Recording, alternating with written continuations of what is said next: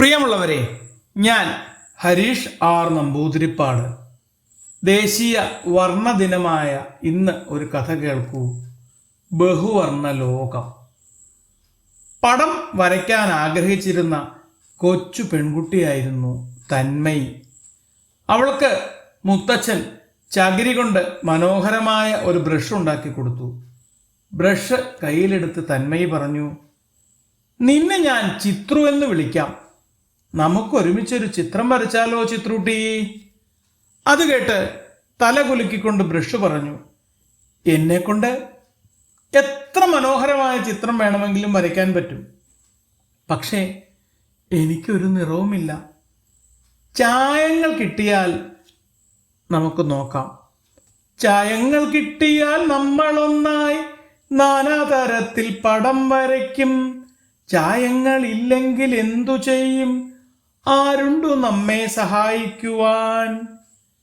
അപ്പോൾ തന്മയിയുടെ ചായപ്പെട്ടിയിലെ നിറങ്ങൾ ചിരിച്ചുകൊണ്ട് പറഞ്ഞു, നിനക്ക് ഒറ്റയ്ക്ക് ഒന്നും ചെയ്യാൻ കഴിയില്ല.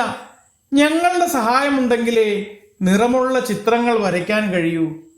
അത് കേട്ട് ബ്രഷ് ചിന്തിച്ചു, പെട്ടിയിൽ വെറുതെ ഇരുന്നാൽ ചായങ്ങൾക്കും ചിത്രമാകാൻ കഴിയില്ല.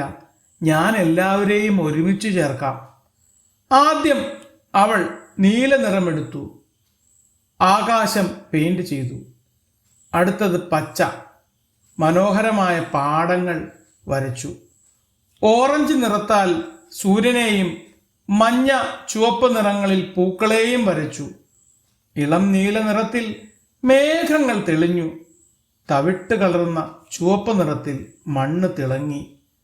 അങ്ങനെ എല്ലാ നിറങ്ങളും ചേർത്ത് തന്മയി മനോഹരമായ ഒരു പ്രകൃതി ദൃശ്യം തയ്യാറാക്കി. അവൾ ആ ചിത്രവുമായി സ്കൂളിലെത്തിയപ്പോൾ കൂട്ടുകാരെല്ലാം ആശ്ചര്യത്തോടെ പറഞ്ഞു, എത്ര മനോഹരമാണു നിന്റെ ചിത്രമെന്നാർക്കും പറയാൻ വയ്യ. വർണ്ണങ്ങൾ വാരി വിതറിയതാം നല്ലൊരു ഉദ്യാനം പോലെയുണ്ട്.